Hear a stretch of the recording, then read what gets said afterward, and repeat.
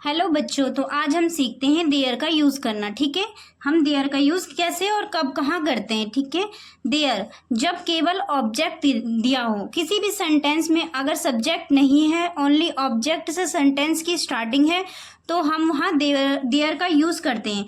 अब देयर को हम प्रेजेंट में भी बोलते हैं, पास्ट में भी बोलते हैं और फ्यूचर में भी बोलते हैं।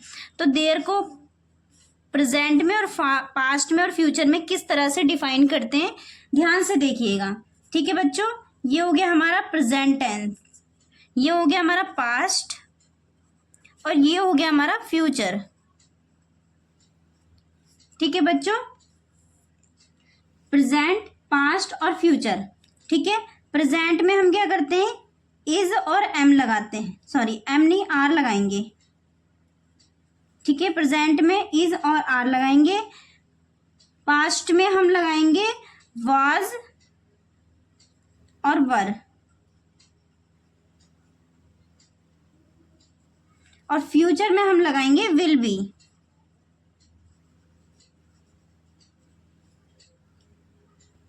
ठीक है बच्चों, आई होप आपको इतना समझ में आ गया होगा। अगर देयर है तो हम उसको प्रेजेंट में भी बोलेंगे, पास्ट में भी बोलेंगे और देन फ्यूचर में भी बोलेंगे। ठीक है बच्चों, आई होप ये कॉन्सेप्ट आपका क्लियर हो गया होगा। अब देखो इसकी पहचान क्या, अगर हम प्रेजेंट में बोलते हैं तो है लगाते हैं।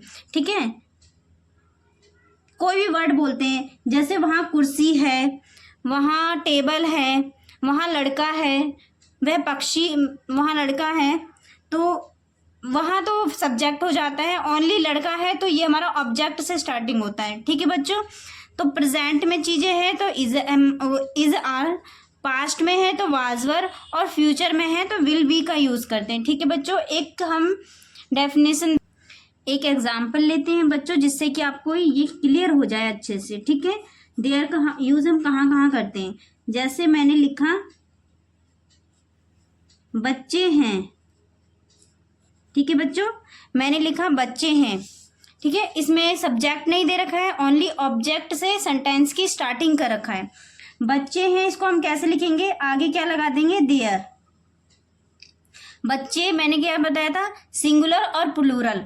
अगर सिंगुलर सब्जेक्ट है तो इज और प्लूरल है तो आर। There are children.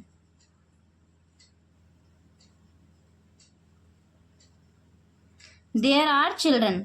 अब मैंने दूसरा स्टार्टिंग किया पास्ट का, तो मैंने लिखा बच्चे थे, बच्चे थे।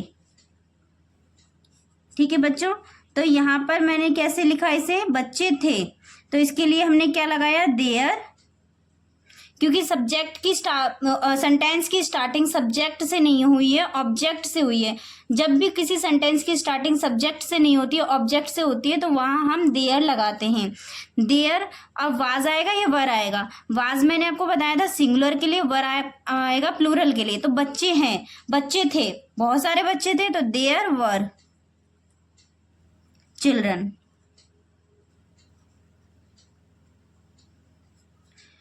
अब मैंने फ्यूचर में बोला किसी को कि बच्चे होंगे, बच्चे होंगे, तो इसको हम कैसे बोलेंगे, there are, sorry there will, क्योंकि अब हम फ्यूचर की सेंटेंस की स्टार्टिंग कर रहे हैं, देयर विल बी चिल्ड्रन।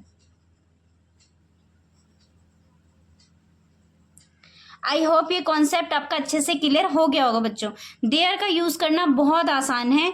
जब हम केवल ऑब्जेक्ट दिया हो, किसी भी सेंटेंस में केवल ऑब्जेक्ट दिया हो, सब्जेक्ट ना दिया हो, तो देयर को हम प्रेजेंट में भी बोलते हैं, पास्ट में भी बोलते हैं और फ्यूचर में भी बोलते हैं। ठीक है बच्चों, अगर किसी भी सेंटेंस को हम देयर को फ्यूचर प्रेजेंट में बोलते हैं तो हम क्या बोलेंगे, इज और आर से उसका डिफाइन करेंगे कि हाँ ये प्रेजेंट टेंस है, बच्चे हैं, देयर आर चिल्ड्रन।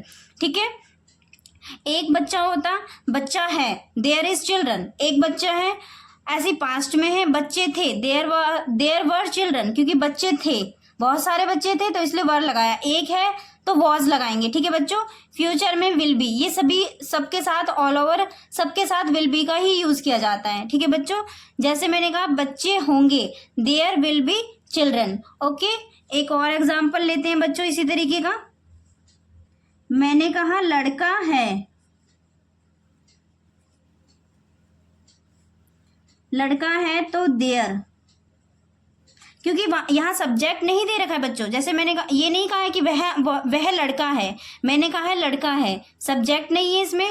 तो हम सेंटेंस की स्टार्टिंग किससे करेंगे? देयर से। देयर इज, लड़का एक है तो देयर इज अ बॉय। फिर मैंने लिखा लड़के थे,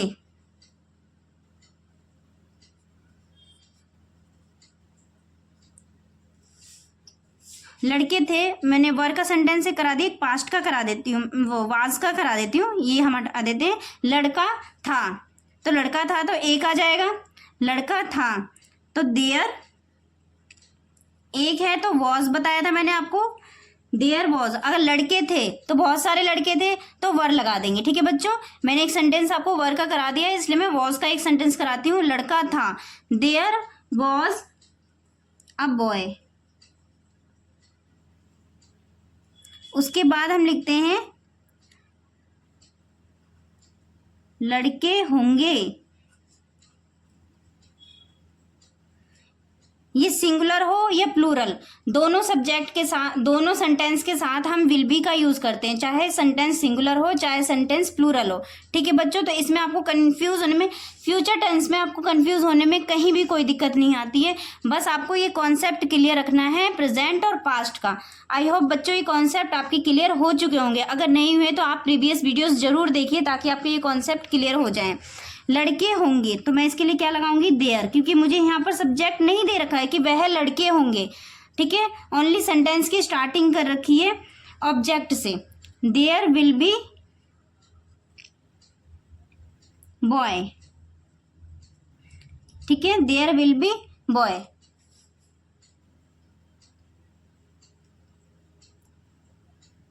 आई होप ये कॉन्सेप्ट आपके बच्चों क्लियर हो चुके होंगे। ठीक है बच्चों, तो आई होप ये कॉन्सेप्ट आपके क्लियर हो चुके होंगे।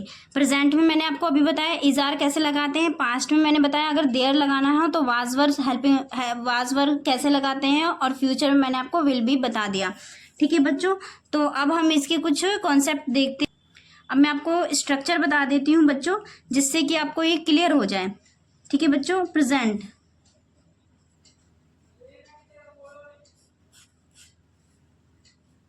प्रेजेंट का स्ट्रक्चर लिख लेना बच्चों। आई होप बच्चों अब आपको देयर का यूज करना आ गया होगा। ठीक है बच्चों, प्रेजेंट, पास्ट और फ्यूचर तीनों में आप बहुत ही आसानी से देयर का यूज कर सकते हैं। अगर हमें सब्जेक्ट नहीं दे रखा है, सिर्फ ऑब्जेक्ट से सेंटेंस की स्टार्टिंग कर रखा है, तो अगर आप प्रेजेंट में है तो इज आर लगाइए, पास्ट में है तो वाज वर, और फ्यूचर में है तो विल बी। अगर आपको कोई भी दिक्कत आती है तो आप मुझे कमेंट कर सकते हैं। ठीक है, और इस चैनल को सब्सक्राइब करना मत भूलिएगा।